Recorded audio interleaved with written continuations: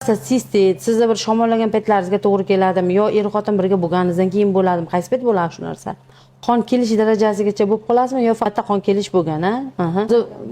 Bachchadan bo'yningizda ham qizarish bor ekan. Men biz birinchi ko'rganimda qonash berdi.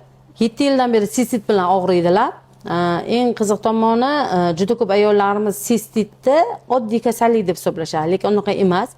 Bu sidik qopining yallig'lanish kasalligi hisoblanadi. Sistit bu shunaqa ichki dushmanga o'xshatsa bo'ladi-da. Eng ojiz paytingizni kutib turadi. Shamollashlar bo'lganda, gripp bo'lganda, yo bir qanaqadir sovuq qotish, yo oyoqdan bir nam o'tganda, yo er-xotin bilan birga bo'lganda birdaniga u yuzaga kelib o'zini ko'rsatib qo'yadi. Shunaqangi achishib beradi, shunaqangi ayollar hojatxonaga boraman. Hatto bir tomchi sidik chiqmaydi yoki chiqsa ham juda ham og'riqli bo'ladi. Palapartish uy sharoitida davolanish kerak emas. Men sizga davolab bera olaman dedim. Aynan lazer bilan davolayman dedim. Sababi hozir mana shu ichkaridagi shamollashlar, mana bachadon bo'ynidagi eroziyalar bor, boshqalar xohlaysizmi yo'qmi, baribir yallig'lanish chaqiraveradi bu narsa. Shuning uchun sizga eng yaxshi yo'li dedim, mana sizga lazer apparati bilan yordam beraman. Undan tashqari plazmafariz dedim. Hozir mana 10 gram qon olganmiz.